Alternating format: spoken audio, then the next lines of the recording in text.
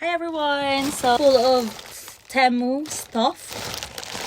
So, kasi, being here in the UK guys, medyo mahal yung mga anik-anik, kumbaga. I usually buy those anik-anik in Temu.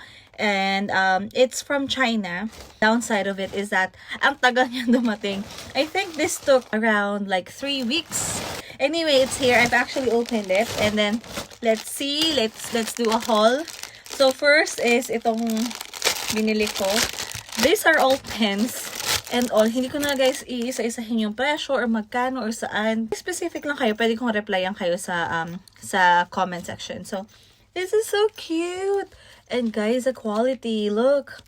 It's like a mesh bag and then may paganyan siya. A charger here, mini brushes or your travel size makeup, and look, see-through so you can see easily. And got the same color.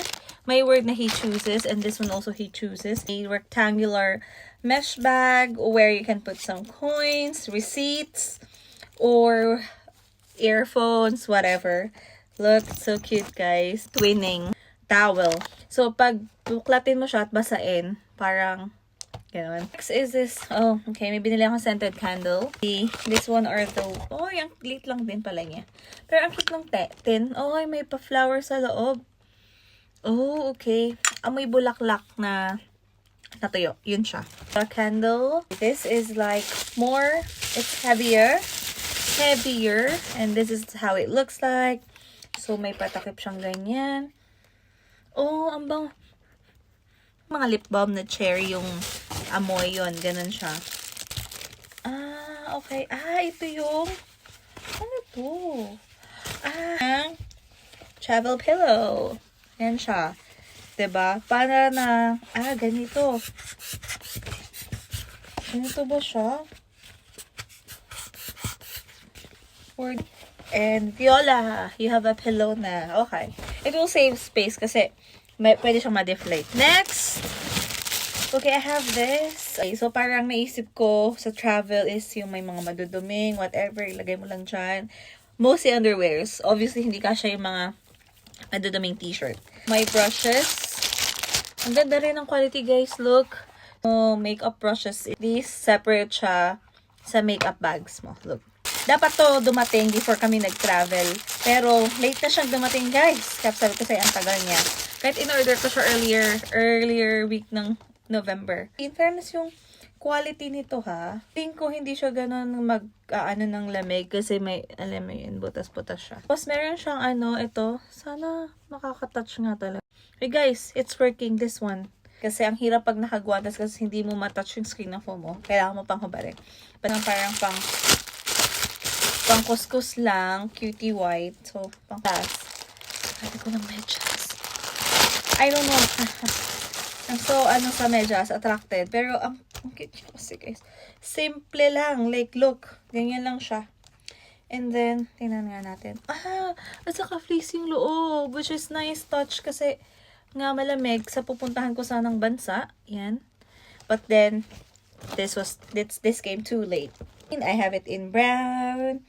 And then, of course, yung autumn color na mustard yellow. And then, this red /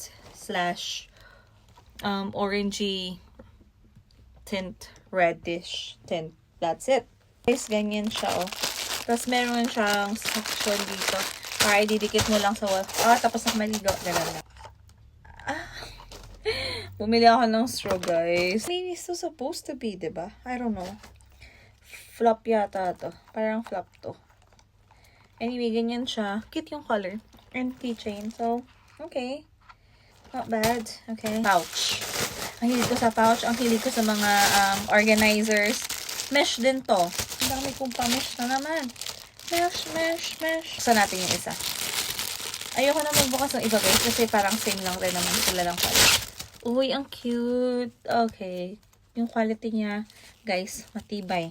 Pens lang ulit to, guys, believe me. Wala akong binili siguro na more than 2 pounds. Few things left. Then, bumili ako ng housing, guys. This is how it looks like. Ang cute ng color niya, purple. Pero, strong yun dito. May kasamang alcohol and everything. Then, jelly yung dito, medyo malambot. And then, meron siyang stand. which is medyo matibay naman. So, pwede siyang stand or pwedeng hawakan mo and all. Cute. Ang ganda ng color. Ito na late din. Lumating. Para pag nag-selfie ka, diba? May lagayan pang box. Ang cute. And then, meron na rin siyang pampunas.